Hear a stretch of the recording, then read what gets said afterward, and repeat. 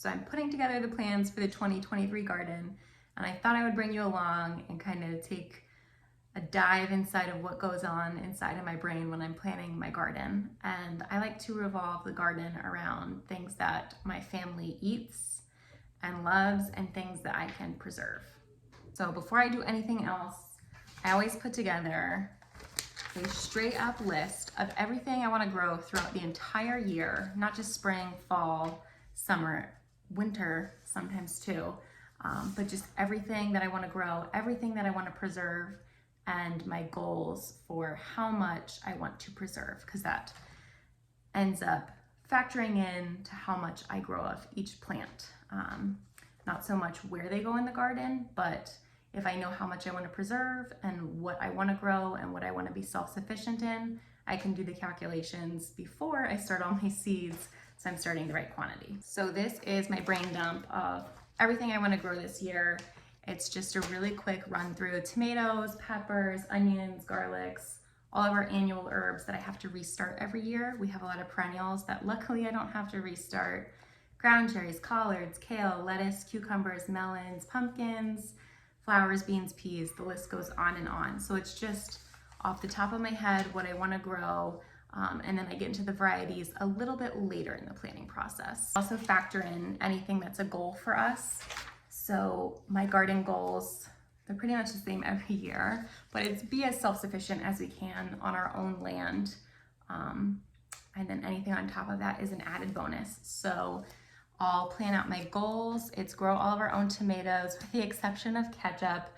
I cannot grow enough tomatoes in our garden to make the quantity of ketchup my toddlers eat. It would be impossible. So we do rely on store-bought ketchup.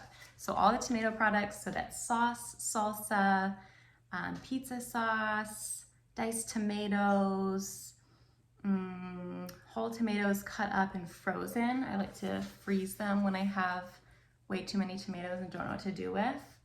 Onions, peppers, garlic, all of our herbs, all of our carrots, celery, the list goes on and on. And then I have stretch goals on top of that. So my stretch goal this year is to grow all of our own melons for fresh eating throughout the summer and fall, and all of our own pumpkins for decorative purposes and then for edible purposes as well. So purees, pies, anything that I want to use pumpkins in baking for as well. So those are my stretch goals. I personally just don't think we have the space to be self-sufficient in those, and that's okay.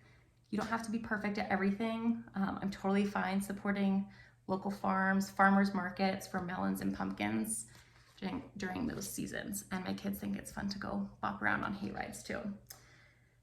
Other goals, not food related, but grow a cut flower garden, grow flowers for selves, flowers for my toddler. He wants to do like a little, he calls it like his farm cart stand. So he wants to put those out. I don't know what he wants to do with them yet, but we'll see. Sunflowers for our chickens. And then also for this year, I want to grow all of our own popcorn. I think I can do it. And then I want to grow enough vegetables to pressure can for the year. That should be okay. Some veggies you can't pressure can, like zucchini. I haven't found a canning approved recipe for those. And I've talked to master gardener friends and they also say, nope, just freeze it. So enough vegetables for a year, pressure can and frozen. And then of course, get through the season, have a baby. So these are my goals. This will get factored into how much I am growing, how many of each seed I'm starting. And then the last part of my planning process for the garden, of course, I've got all the things that I want to grow, and I'll fill in the varieties later as I go through my seed packets and remind myself what we liked last year, what we didn't like last year, and kind of narrow it down. And then of course, go through all these beautiful seed catalogs and pick any fun new varieties. So I'll fill those in, and then I'll also calculate quantity for each. But I'll walk you through that in a different process because it might be helpful for you to see like how I rationalize how many plants I need. I like to have as many plants as I can, and then I give away the extra. So I like to companion plant in my garden. So a lot of that is companion planting with flowers and herbs. Pretty much any herb is a companion in some way. I like to put those in our fruit tree guilds though with companion flowers. and then I'll kind of tuck companion flowers around the garden. So I just like to have an overarching list of companions that I like to plant. So again, for me, that's borage, marigolds, calendula, nasturtiums.